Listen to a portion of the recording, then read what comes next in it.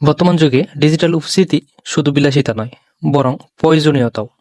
ব্যক্তিগত ব্র্যান্ডিং, ব্যবসা প্রসার কিংবা কোনো সামাজিক উদ্যোগ প্রসারের জন্য ফেসবুক পেজ একটি কার্যকর মাধ্যম। কিন্তু অনেকেই জানেন না কিভাবে ফেসবুক পেজ তৈরি করতে হয় এবং সেটিকে সফলভাবে পরিচালনা করা যায়। আজ আমরা জানব ফেসবুক পেজ তৈরি করার সহজ উপায়, এর গুরুত্ব এবং সফলতার কিছু টিপস।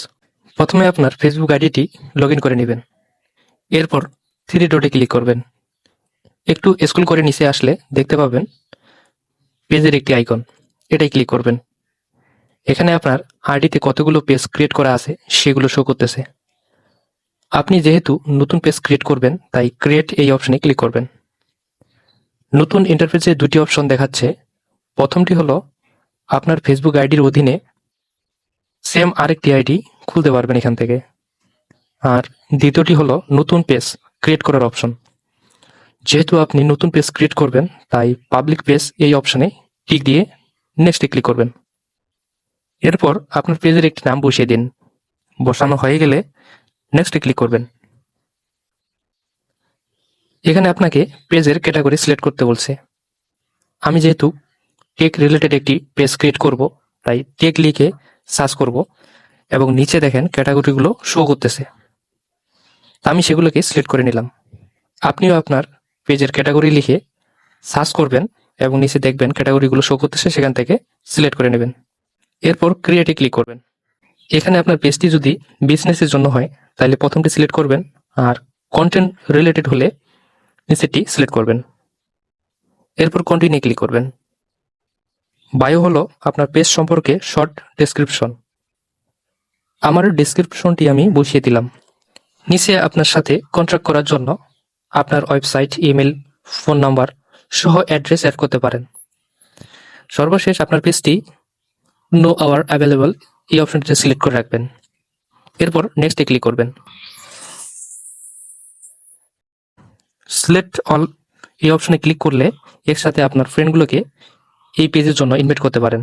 এছাড়াও সার্চ করেও ইনভাইট করতে পারেন আপনার পছন্দের মানুষটিকে। এরপর নেক্সটে ক্লিক করবেন, আবার নেক্সটে ক্লিক করবেন। সর্বশেষ ডান অপশনে ক্লিক করবেন। দেখবেন পেজটি আপনার সুইচিং হয়ে লগ ইন হচ্ছে। দেখতে পাচ্ছেন পেজটি আপনার লগ ইন হয়ে গেছে।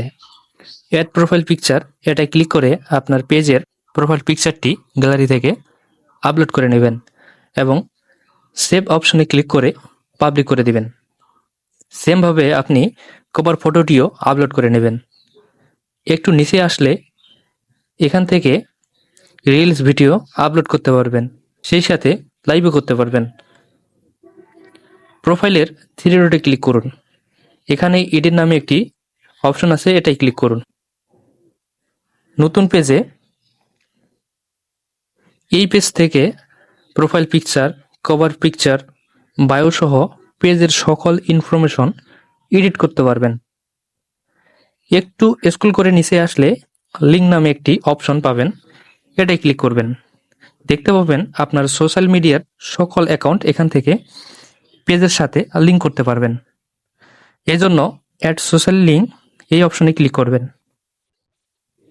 প্ল্যাটফর্ম এই অপশনে ক্লিক করলে সকল সোশ্যাল মিডিয়ার নেমগুলো শো করতেছে।